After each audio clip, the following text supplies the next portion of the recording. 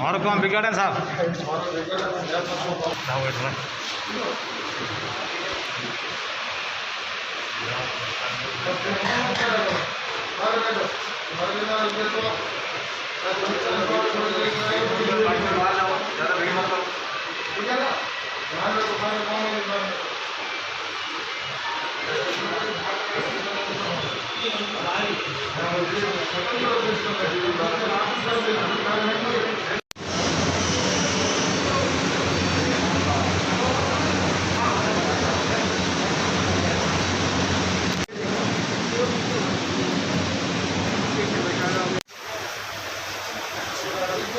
आप नहीं यार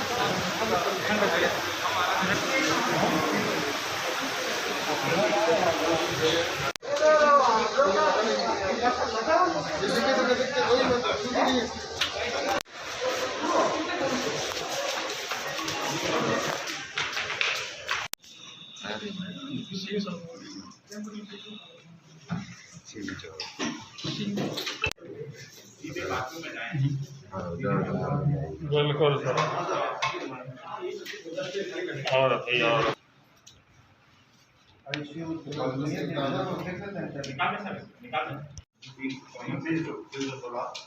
सभी को सीसीयू, आईसीयू, इमरजेंसी सबको उसमें इंक्लूड कर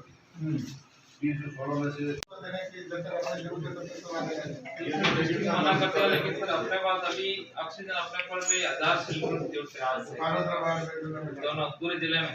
इसके अलावा जिले में छोटे छोटे 600 सिलेंडर इनके प्लांट के अलावा और 250 से 300 लग रहे हैं बालोतरा में और 100 सिलेंडर एक्स्ट्रा जो छोटे छोटे हॉस्पिटल है जाए सर 20 टन का। मैंने एक चिट्ठी तैयार की है तो आपको व्हाट्सएप आप मेरे को भेजना, मैं बात करूंगा वहां से अपने लिए एक पर्सनल मिल जाए ना सर, तो अपन इसमें 2-3 दिन चला सकते।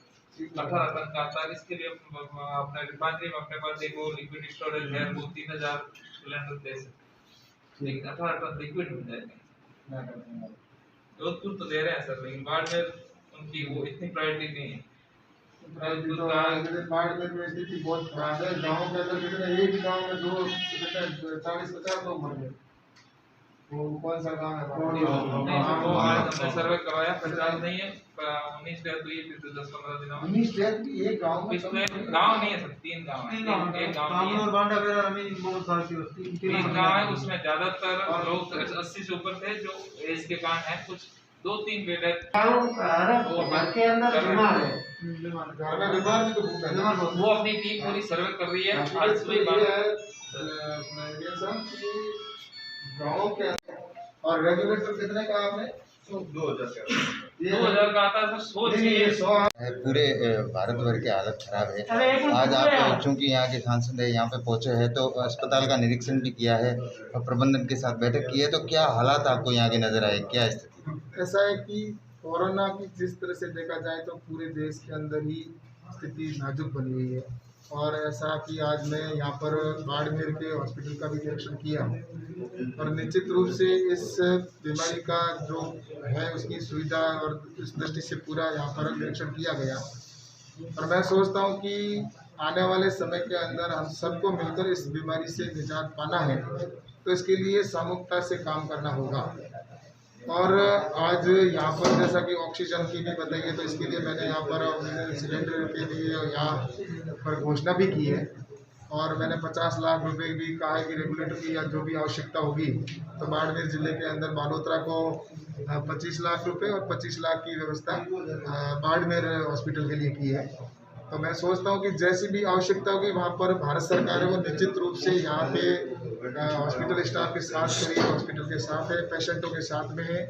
और निश्चित रूप से मैं तो ये कहता हूँ कि आज जनता को आवश्यकता है ऐसे समय के अंदर उनके साथ में खड़े रहने की, तो निश्चित रूप से मैं ये कह सकता हूँ कि जनता हमारी भगवान है और उनके लिए जो भी हम कर सके उसका हम प्रयास कर रहे हैं। लेकिन राजस्थान के अंदर मैं देख रहा हूँ कि ये कोरोना की जो स्थिति इस तरह से भयावह बनी है, ये अगर समय रहते राजस्थान की सरकार ने ध्यान रखा होता तो मैं सोचता हूँ कि इतनी भयावह स्थिति नहीं बनती। लेकिन सिर्फ राजनीति की गई और उसकी वजह से आज राजस्थान के अंदर ये भयावह स्थिति बनी है कि कोरोना के एक पेशेंट है वो गाँव के अंदर भी हो गए।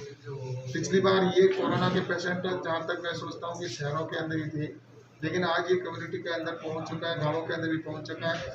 इसके लिए जन जागरण का बहुत बड़ा काम हम सबको मिलकर करना है। और मैं तो यही कह सकता हूँ कि इस समय इस कोरोना के संकट के अंदर जिस तरह से प्रधानमंत्री माननीय नरेंद्र मोदी जी ने जहाँ ऑक्सीजन की व्यवस्था करनी थी तो उसके लिए, चाहे उसके लिए टैक्स को हटाने का विषय हो, चाहे फॉरेन से हमारे को अगर ऑक्सीजन के लाने की व्यवस्था करनी हो, तो वो सारी प्रधानमंत्री जी एक परिवार की तरह जिस तरह से खड़े होकर वो सारी व्यवस्था कर रहे हैं। और चाहे ट्रेन से ऑक्सीजन सिलेंडर की पहुंचाने की आवश्यकता हो तो उसके भी प्रयास किए जा रहे हैं। और मैं ये कह सकता हूं कि प्रधानमंत्री जी के नेतृत्व में निश्चित रूप से प्रयास किए जा रहे हैं कि इस समय देश के अंदर जिस तरह से कोरोना की महामारी फैली है उसको हम खत्म करें। इसके लिए प्रधानमंत्री जी पूर्ण रूप से, निश्चित रूप से हर संभव प्रयास में लगे हुए हैं और मुझे पूरा विश्वास है कि हम सब मिलकर इस महामारी से निजात पा पाएंगे। और इसके लिए हमें मुख्य रूप से, जैसा प्रधानमंत्री जी ने कहा कि 2 गज की दूरी, मास्क है जरूरी, सैनिटाइज, हाथ धोना, ये हमारे जीवन का अब हिस्सा बनाना होगा। वरना गांव के अंदर देखते हैं, गांव के अंदर आज स्थिति है कि कोई व्यक्ति न तो मास्क लगा के खड़ा है और ना ही वो सैनिटाइज का उपयोग कर रहा है। तो मैं सोचता हूँ कि इसके लिए स्वयं हम सबको जागरूक होने की आवश्यकता है।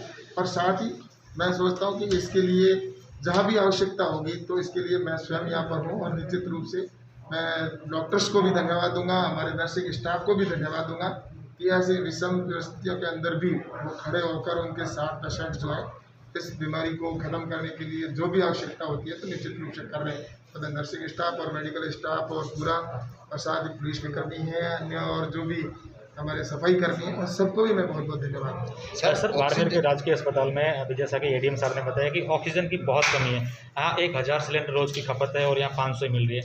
इसको लेकर क्या केंद्र सरकार के से आप बात करेंगे या यहाँ पर जो जरूरी ऑक्सीजन है वो कितना जल्दी पहुँचाएंगे? ऐसा है कि मैं प्रारंभ से ही इसकी पूरी मॉनिटरिंग कर रहा हूँ। जहाँ भी पेशेंट्स अगर कोई एडमिट करवाने का विषय है तो भी मैंने पूरी तरह से इसकी मॉनिटरिंग की है, मुझे पूरी एक एक चीज़ की जानकारी है। और ऑक्सीजन के लिए भी मैंने निश्चित रूप से आवश्यकता जहाँ पड़ी तो प्रशासन के मैं संपर्क में हूँ और संपर्क में रहकर मैंने इसके लिए काम भी किया है। और आगे भी जहाँ भी आवश्यकता होगी तो निश्चित रूप से मंत्री जी से भी बात करने की आवश्यकता होगी तो वहाँ पर भी करके, और यहाँ पर मैं ये कह सकता हूँ कि आने वाले समय में ऑक्सीजन की वजह से एक भी व्यक्ति की जान नहीं जाएगी, ऐसा मैं निश्चित रूप से आश्वस्त हूँ। क्योंकि ये जनता हमारी भगवान है और उनके लिए आज ये अवसर है उनके साथ खड़े रहने का, तो मैं निश्चित रूप से उनके साथ खड़ा हूँ।